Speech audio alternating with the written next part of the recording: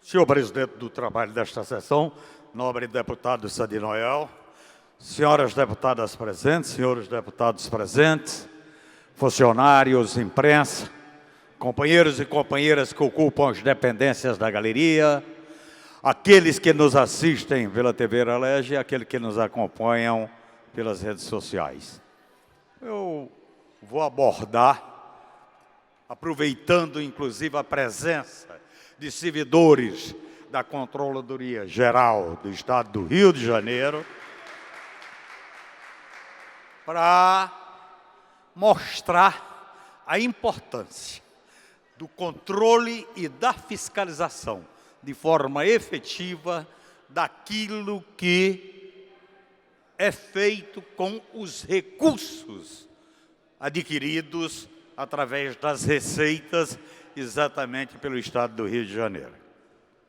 E eu acho que neste momento que se fala o tal da crise, e que se diz, pelo menos, está existindo um enorme esforço no sentido de buscar o ajuste das finanças do Estado do Rio de Janeiro, às vezes eu me deparo com determinadas situações onde, no mínimo, cabe uma grande interrogação.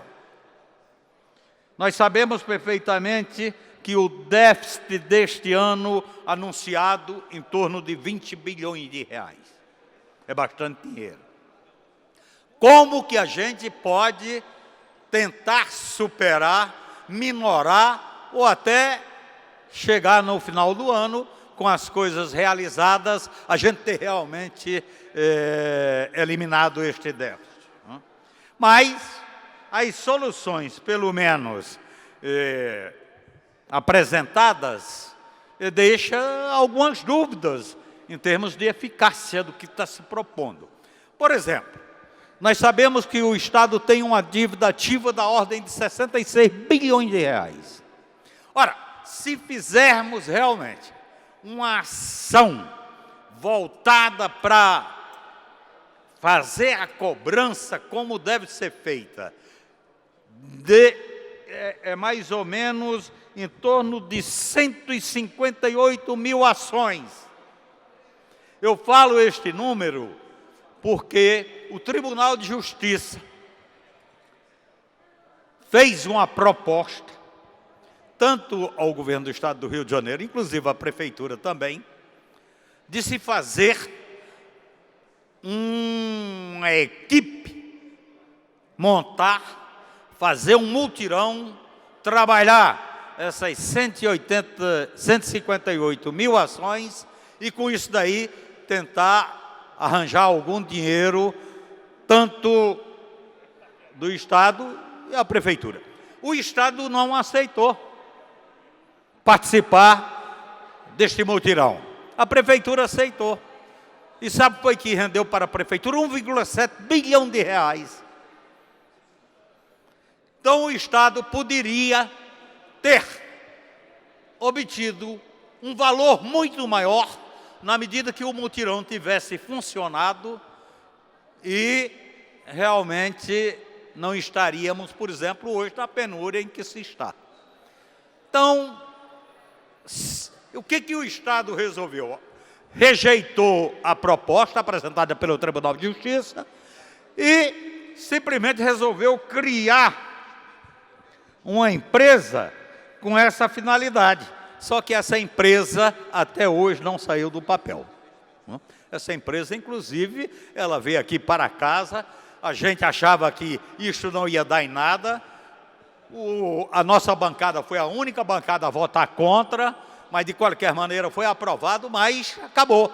Foi aprovado e aprovado está, mas também não está saindo do papel. Então, ou seja, há um descaso em termos de controle e fiscalização efetiva por parte dos servidores do Estado, como vocês que estão aptos, capazes e já com eficiência comprovada no tratamento de temas desta natureza.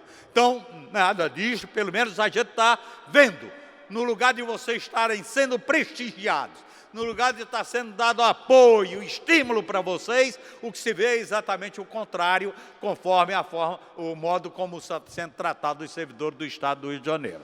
Nós achamos também que, inclusive, esta casa aqui, e nós vamos tentar fazer isso, uma comissão parlamentar de inquérito, exatamente para fazer uma avaliação de todos os incentivos fiscais dados até agora para as empresas no Estado do Rio de Janeiro, quais as contrapartidas que aconteceu para o Estado. Porque se não houve contrapartida, ou se diz que as contrapartidas ninguém tem conhecimento porque ninguém teve as condições de fazer o monitoramento, o acompanhamento, então, mais uma vez, a importância da existência da Controladoria Geral do Estado do Rio de Janeiro. Então, nós não podemos de forma alguma aqui deixar de falar sobre essas coisas, porque a gente está vendo que hoje, por exemplo, no nosso gabinete, vários telefonemas de servidores dizendo que até agora não receberam os seus salários. Quer dizer, vão lá no banco e não tem nenhum dinheiro. Pode ser que eles deixam para fazer o pagamento lá no final da tarde, quando todos os bancos já estão fechados. E o que acontece é o seguinte: a forma como está sendo, pelo menos apresentada, de dar R$1.000 e 50% do que fica como devedor, quer dizer, esse é uma brincadeira, né? Porque eu acho que o pessoal não está entendendo direito a situação de penúria que está vivendo o servidor do Estado do Rio de Janeiro. Ele tem um salário, e esse salário, hoje, com as suas vidas precarizadas, o salário está cada vez mais reduzido. Então, quando chega no final do mês, praticamente o que você recebe de salário é para pagar exatamente as contas. E se você não pagar essas contas conforme está lá escrito a data, então começa a pagar juros. E isso daí significa cada vez mais corroer já o pouco salário daquele servidor que vem sofrendo exatamente com os desajustes e desmandos desse Estado do Rio de Janeiro. Portanto, eram essas considerações que eu gostaria de fazer e dizer que nós vamos continuar aqui como bancada defendendo o servidor público, defendendo um tratamento digno para que este servidor público tenha as condições de exercer as suas atividades, de atender exatamente o povo do Estado do Rio de Janeiro. Aqui na Assembleia Legislativa há que ter aumento para os seus servidores, porque há muito tempo que não existe um aumento. E isso aí nós não podemos de forma alguma admitir, até porque o dinheiro está existindo. Nós temos aqui, por exemplo, eu tenho dados onde mostra que a arrecadação até agora do Estado do Rio de Janeiro, neste ano, em relação ao ano passado, cresceu 9,77%.